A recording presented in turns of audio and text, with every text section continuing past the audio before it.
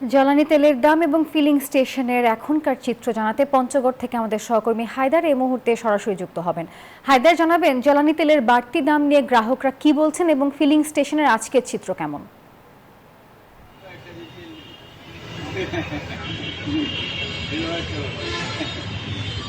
নাফিসা, পঞ্চগড়ে ২৭টি filling station রয়েছে।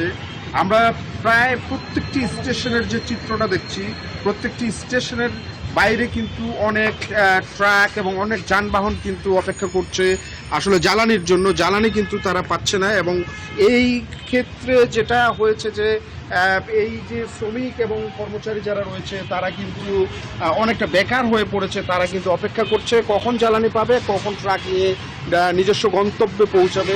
এবং জ্বালানি তেলের যে বাড়তি একটা দাম বেড়েছে সেটারও কিন্তু প্রভাব পড়েছে এই জেলায়। এবং পাম্প মালিকরা বলছেন, ফিলিং স্টেশনের যারা কর্তৃপক্ষ রয়েছেন তারা বলছেন যে তারা কিন্তু সঠিক সময়ে নির্ধারিত যে জ্বালানিটা প্রয়োজন সেটি কিন্তু পাচ্ছেন না। আমাদের এখানে একজন চালক রয়েছেন, ট্রাক চালক, তার সঙ্গে যদি কথা বলি, কি অবস্থা আপনাদের? এই তেলের দাম বেড়ে গেছে সেটার, এবং কি করছেন আজকে সারাদিন তেঁতুলিয়া থেকে গাড়ি লোড করে আসার পরে এখন পর্যন্ত তেলের কোনো সিরিয়াল পাইনি।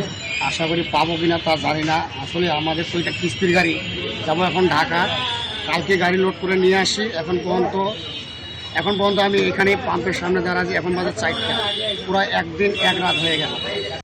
কখন যাব ঢাকা, কখন কী করবো? আমার তো কিস্তির গাড়ি, আবার ফ্যামিলি নিয়ে পারিবারিক অন্য সমস্যা, এগুলো তো কথা সবাইকে বলা যাবে না, নিজেকে লজ্জিত। যেটা দেখছিলেন, আমরা এখন যাব সাভারে, সেখানে অপেক্ষা করছেন আমাদের সহকর্মী নাজমুল। সাভারের কি অবস্থা আসলে জ্বালানি তেলের?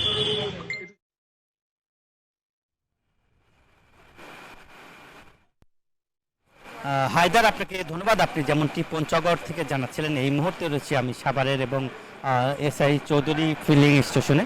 এবং আমরা দেখেছি যে এখানকার চালকরা কিন্তু, আপনারা দেখছেন যে বাস এবং ট্রাকের চালকরা কিন্তু দীর্ঘ লাইন দিয়েছেন এবং ভোগান্তিও রয়েছে। এবং আমরা যদি দেখি যে প্রায় আধা কিলোমিটারের বেশি কিন্তু পণ্যবাহী যে ট্রাক এবং বাস কিন্তু আপনারা দেখছেন যে পাম্পগুলোতে ভিড় করছেন এবং ভোগান্তি আসলে রয়েছে। এবং আমরা যদি দেখি যে যেই তেলটি ছিল 100 টাকা, সেইটি কিন্তু 115 টাকা সেই ডিজেল, এবং অকটেন 120 টাকা, সেটা বিক্রি করা হচ্ছে 140 টাকা, এবং পেট্রোল 116 টাকা, সেটা কিন্তু 135 টাকা, এবং কেরোসিন 112 টাকা, সেটা 130 টাকা নির্ধারণ করা হয়েছে সরকারের পক্ষ থেকে। এবং যারা এখানে তেল দিচ্ছে, আমি যদি আপনার সাথে একটু কথা বলি যে যেহেতু আজকে তেল দিচ্ছেন, এরপরেও কেন এত ভিড় করছে, কেন, কারণটা কি? ধন্যবাদ নাজমুল ভাই।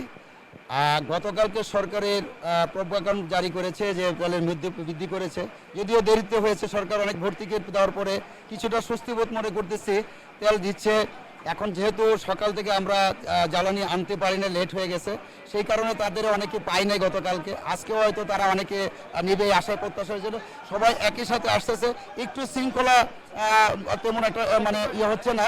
তবে আশা করি যদি জ্বালানি বৃদ্ধি করার পরে যদি সরবরাহটা যদি বৃদ্ধি করা হয় আর প্রতি পাম্প যদি একই সাথে সরবরাহ করা হয়, তাইলে হয়তো এই যে যানজট, রাস্তার তীব্র, এটা হয়তো থাকবে না।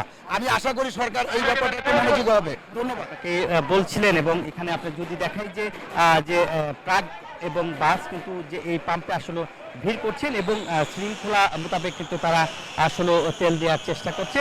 এবং এরই মধ্যে কিন্তু আমরা দেখছি যে সাধারণ মানুষের যে ভোগান্তি, সেই ভোগান্তি কিন্তু আসলে বেড়ে গেছে। এবং আমরা দেখেছি পণ্য আনা নেওয়া যে বাস এবং ট্রাক রয়েছে সেখানেও কিন্তু আসলে বেশি নেওয়া হচ্ছে, এবং সবজির বাজার আমরা দেখছি দ্বিগুণ সবজির দাম বাড়ানো হয়েছে। এই ছিল আমার কাছে সাভারের পেট্রোল পাম্পের সর্বশেষ। ফিরে যাচ্ছি স্টুডিওতে নাফিজার কাছে। নাফিজা। নাজমুল এবং হায়দার, ধন্যবাদ আপনাদেরকে। দর্শক, জ্বালানি তেলের দাম সমন্বয় এবং ফিলিং স্টেশনের চিত্র নিয়ে খবরাখবর জানাচ্ছিলেন আমাদের দুজন সহকর্মী।